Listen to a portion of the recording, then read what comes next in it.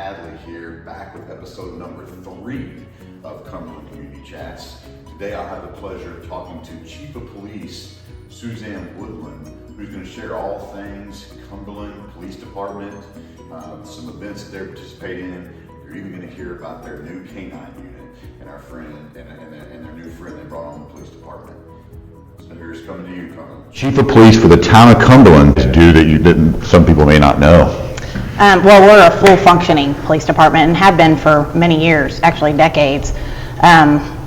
We went over from a town marshal system back in 2016 and been that way for many years. We have different parts of our department that we have our investigations division, the detective party of one. We do all of our cases here, and from homicides to petty crimes. We have a canine unit right now. It's ballistics canine, so that was pretty cool. We just acquired that about a month ago. Thank you to IMPD for donating the dog. That's awesome. So we have one canine in Cumberland, is that right? And it's great because we've got all these events now, so we're able to utilize this dog now for that. Well, Community Day is a way for our citizens to come and interact with officers, which they wouldn't normally do unless we are called to their homes, and that's not a good time to really get to know us at that point. There's different opportunities where there's different little events, like we'll have a tricycle. They'll be able to put on the kids will be able to put on the drunk goggles and try to go around little obstacle course to try to see that. And hold on. To make you get some kind of experience of how, when you're intoxicated and you try to go drive, of what that would be like and how difficult it would be to operate. Okay. Kids to an idea of what you don't want to do, and that perfect. We call them the drunk goggles, but that goes for anything, any kind of like drugs or. Yeah, of course. So the canine will be there. What's the canine's name? The canine's name is Mika. Mika. Okay. Named after anyone special or just No. Mika? Okay. Yeah. All right.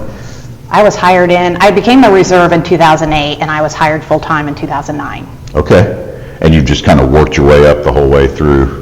Not intentionally. This was definitely not a position I asked for, but here I am. So. Okay. So you earned it then, is that right?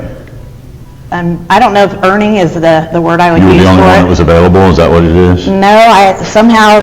How many officers do you have? And then maybe tell us what area, I mean, I know it's probably the whole town of Cumberland, but where people can expect to see officers for the town of Cumberland. We have 16 full-time officers. We are hiring right now.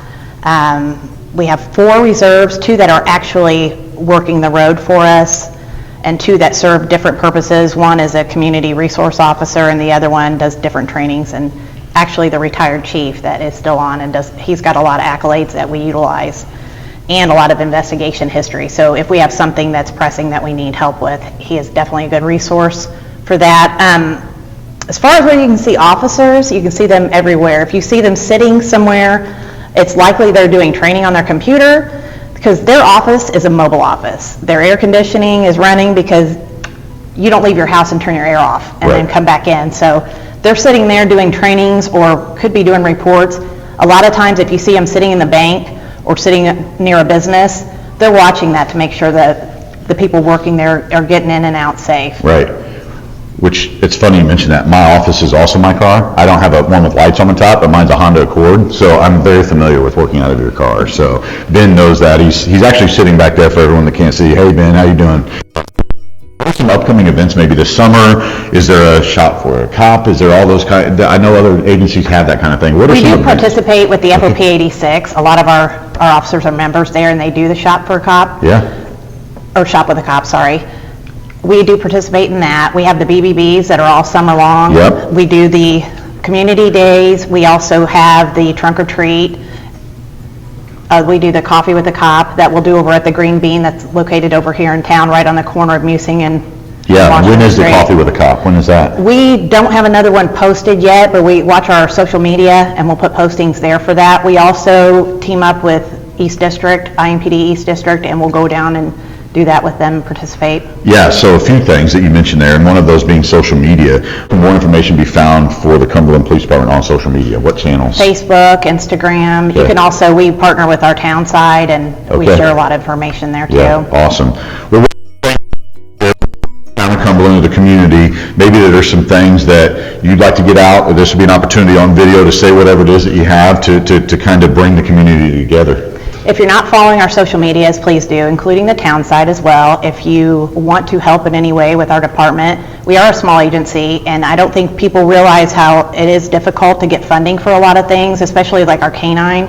We used to get a lot of money from a forfeiture program, and we had an officer that was detailed to DEA, which has since retired, so we have little money trickling in from there that we are able to do a lot of purchases for. But if you want to donate any kind of funding, or if you know somebody who's a high roller that's got a lot of funding, please donate to us. I mean, I'm a high roller, but... Or we'll take your money. We will definitely not say no. Let's hit on this, definitely. You mentioned you're hiring, and we didn't spend a lot of time on that. Where can someone find out more information? How many people, how many officers are you hiring? Those types of things. Right now, one. I think we're going to open it up and hire more. Okay. And open that up. And right now, we wanted a lateral program, just only, but I think we're going to open it up and allow for all. So you want an experienced officer? Yes, it makes it a lot easier, because going with us, it takes at least a year to get somebody trained. Okay. And that expedites that whole thing. Okay.